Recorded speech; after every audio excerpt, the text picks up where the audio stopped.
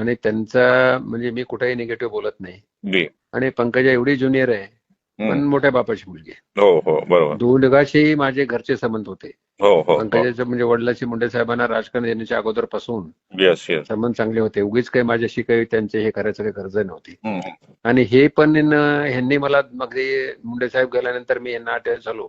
म्हणजे मुंडे साहेबांनी 1 मिनिट तुमचा जास्त घेतो, मला 2012 मध्ये दिल्लीला बोलून घेतलं. ते म्हणले बाबा तुला 14ला आता लढायचं औरंगाबाद. मी म्हणलं एकदा 9ला लढलो, येणार नाही, मला तुम्ही द्यायचं तर फुलंब्री द्या. मग रावसाहेबांना बोलवलं, डॉक्टर कराडांना फुलंब्री आपल्याला द्यायची म्हणून सांगितलं. मी कामाला लागलो आणि रावसाहेबांना मी बरोबर काम करत होतो.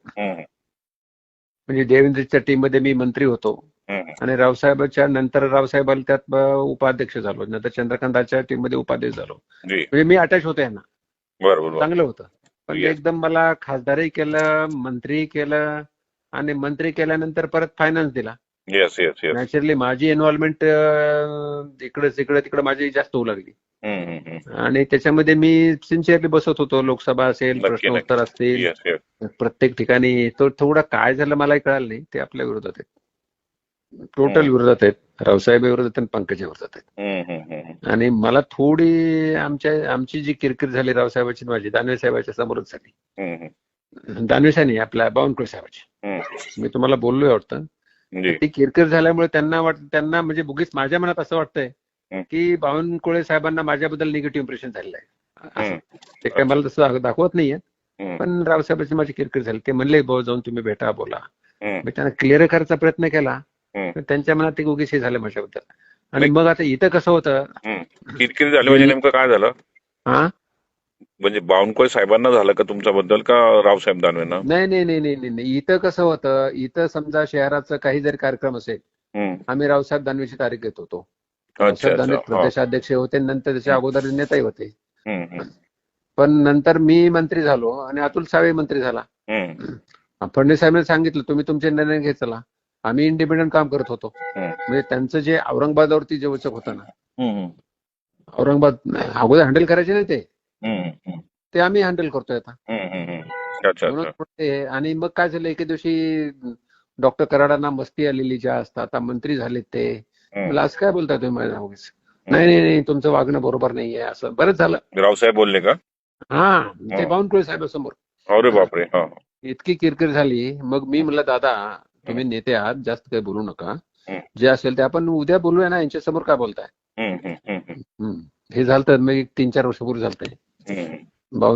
रावसाहेबाच्या घरी दिल्लीमध्ये मी तिघच होतो डायनिंग टेबलवर.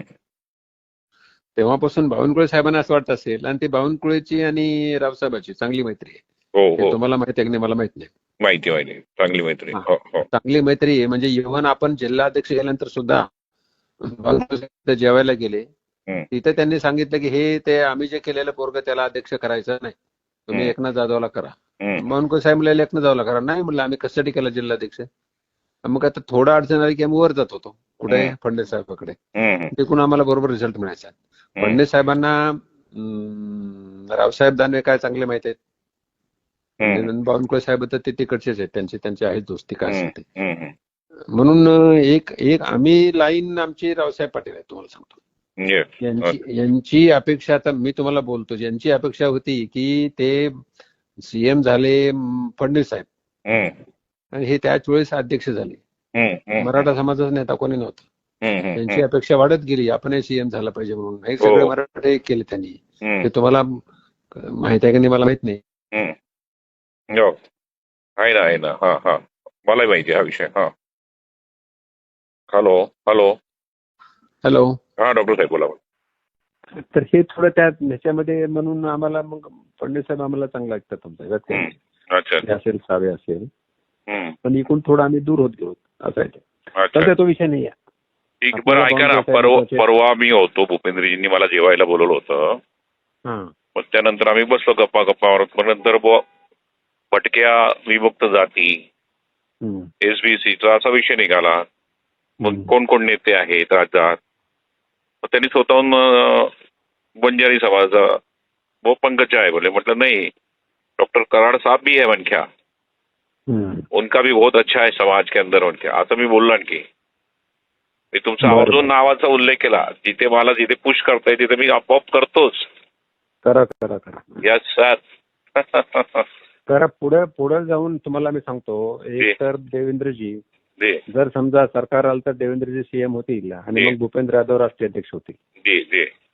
आणि जर जर समजा सरकार दुर्दैवानं आलंच नाही तर देवेंद्रजी अध्यक्ष आहेत राष्ट्रीय अध्यक्ष. हे तुम्ही समजून घ्या. बरोबर. म्हणून हे दोन नेते योगायोगानं आपल्या जवळ आहेत आणि आपणाला ही दोन्हीची तुम्ही तुमची लाजनिंग ठेवा. मी तुम्हाला फडणवीस साहेबांकडे 100% मदत करू शकतो. म्हणजे मला आग्रहाने ते विचारतात, बोलतात आणि करतात. पण ते माझं त्यांनी यावेळेस केलं नाही ना. मला थोडं नाही ना. आता ऐका तुम्ही, ऐका, मी त्यांना बोललोय होतो, मेसेज टाकला, तुम्हाला मेसेज दाखवला. पाहिला. तुमचंच नाव पहिलं टाकलं होतं. हो. त्यांच्या अडचणी असतील कळलं माहिती काय ते. यस. असू शकतात अडचणी, आपण समजू शकतो. नाही, दुसरं तुम्हाला एक आहे की तुम्ही संघटनेचं काम करताय आणि लढायला जागा नाही तिथे. नंदुरबार अडचण ती ना, सगळ्यात मोठी अडचण माझी ती आहे ना. नाही तर मी मागितलं पण नसतं. तुम्ही काही असं आम्हाला इथं द्या असं म्हणणारे नाही. नाही तर कधी ते मी विधानसभा निवडून कधीच आमदार झालो असतो. तोच प्रॉब्लेम आहे ना. हो ना, ते अडचण नाही. ते करू, ते चांगलं मी आणून देतो त्यांच्या लक्षात. यस. मी माझी जबाबदारी आहे तुम्हाला, म्हणजे जबाबदारी म्हणजे खारीचा वाटा माझ्या. नक्की डॉक्टर, मला विश्वास आहे. म्हणून मी भूपेंद्रजींना सांगितलं ना, भूपेंद्र पंकज म्हटलं नाही डॉक्टर कराड साहब भी है. लगेच बोललो मी. हॅलो. हा, तर ते भूपेंद्र यादवना जरा बोलत राहा माझ्याबद्दल. हो. येस. हो डॉक्टर साहेब, चालेल. हॅलो.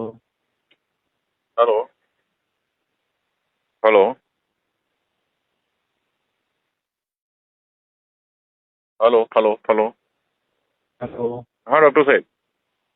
ओबीसी बद्दल चांगलं काम आहे आपल्या शहरामध्ये, तुम्हाला सहकार्य करतो. नक्की. यस. जी. ठीक आहे. हो जी.